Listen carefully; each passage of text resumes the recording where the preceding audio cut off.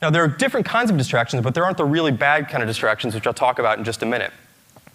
And this sort of whole phenomenon of having like short bursts of time to get things done reminds me of another thing that doesn't work when you're interrupted, and that is sleep.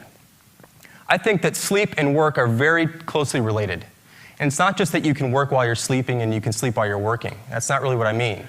I'm talking specifically about the fact that sleep and work are phase-based or stage-based events.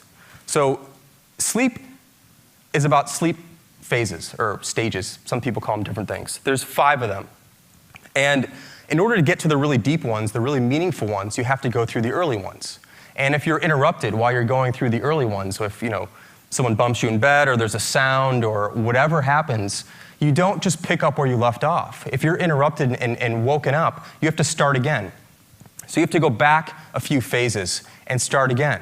And what ends up happening, sometimes you might have days like this where you wake up at 8 in the morning or 7 in the morning or whenever you get up and you're like, man, I didn't really sleep very well. I did the sleep thing, I went to bed, I laid down, but I didn't really sleep. Because sleep is not, people say you go to sleep, but you really don't go to sleep. You go towards sleep. It just takes a while. You got to go through these phases and stuff. And if you're interrupted, you don't sleep well. So how do we expect, does anyone here expect someone to sleep well if they're interrupted all night? I don't think anyone would say yes.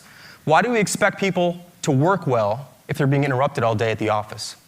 How can we possibly expect people to do their job if they're going to the office to be interrupted? That doesn't really seem like it makes a lot of sense to me.